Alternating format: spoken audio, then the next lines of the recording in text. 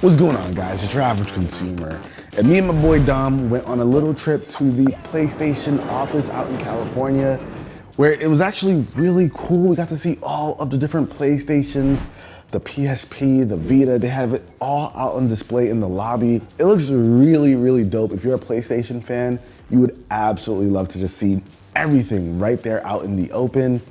But we were there for something special. We got some hands-on time, you guys, with the brand new DualSense Edge Wireless controller. And I got a lot to talk about. But not only did we get a chance to check out the controller, we also got to speak to the lead product manager of the DualSense Edge controller, Mizuno-san. We got a little interview with him at the end of this video. But now, let's talk about the controller. First of all, you get this hard shell carrying case, which I will say felt really premium in the hand. It's super smooth on the outside, on the white portions.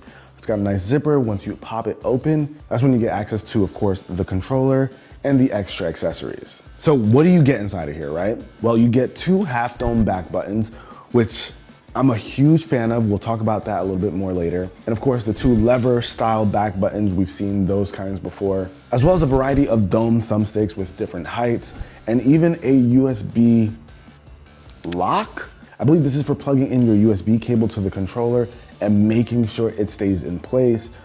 It's the worst thing in the world if you're playing wired, your cable comes out, and then it says controller disconnected for a second. So this completely eliminates any worry about that. It locks it into the DualSense Edge controller, which I think is pretty cool if you're super serious about your gaming. Maybe if you're in esports, that's definitely gonna be helpful. And then of course, up top, you get a long braided USB cable, which is USB A to C. Now, what's also cool about this case is you could pop off this flap in the back and you can run your USB cable directly into your controller if you wanna charge it while it's still inside the controller. And last but not least, you might have noticed that there's a little cutout in the center of the case, which is empty, but you can actually get replacement sticks for your controller. You can have your backup brand new one sitting right in the middle, ready to go. So that's everything you get when you actually pick it up. But now let's talk about the controller. So when I went into this, I was expecting a really heavy controller. I thought it was gonna include a bit more metal, or it was just gonna be super hefty. It's actually not. It feels extremely similar to the current DualSense controller, but of course, with all the cool add-ons. Now, the first thing you might notice right away is that the white one's probably gonna be better, so you can see the differences here.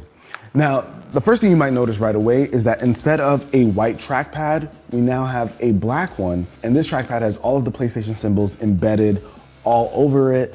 So it's a nice little touch.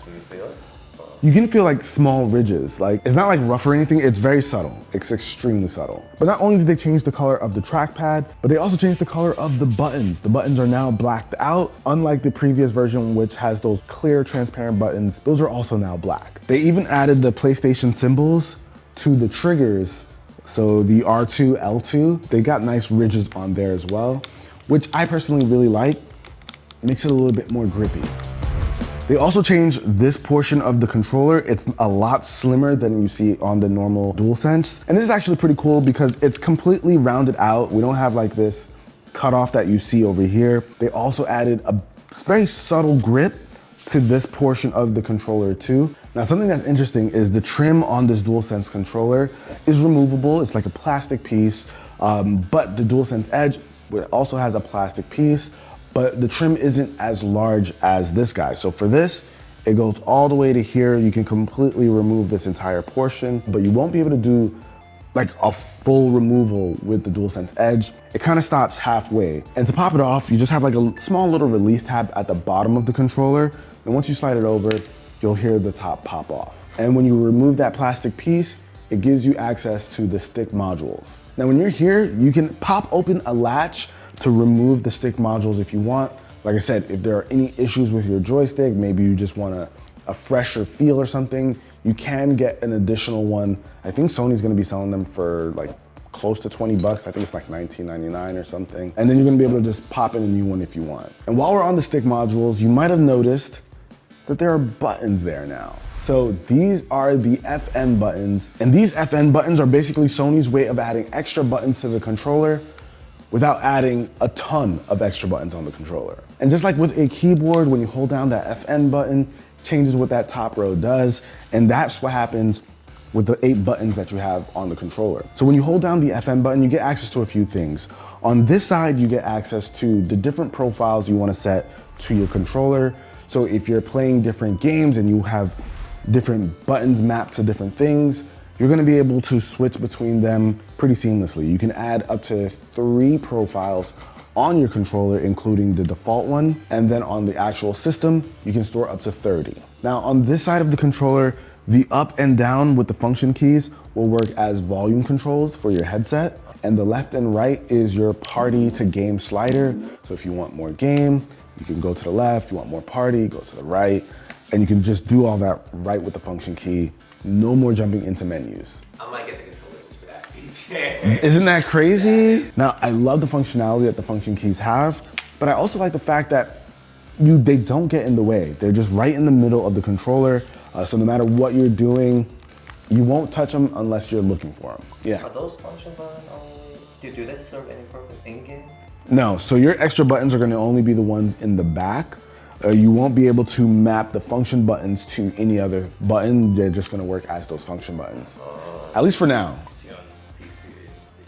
On PC, they might go nuts, who knows? Wild Wild West over there. Now, of course, another big thing is being able to adjust the trigger lengths with the little sliders in the back. So if you're playing something like a first-person shooter, you're probably gonna want that to be on the shortest possible so you can get that button press in really quickly.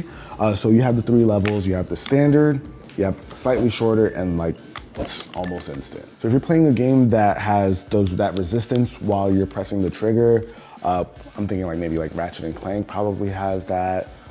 Call of Duty has it? I'm not a big COD guy, so if your game has that, it turns it off if you put it on like the shortest one. Now, let's talk about the additional triggers in the back. You have a half dome and you have like the regular lever style. So the regular lever style is what we're all used to if you've used a Pro controller before. But I know a lot of people have said, I don't like those paddles in the back because I always press them accidentally.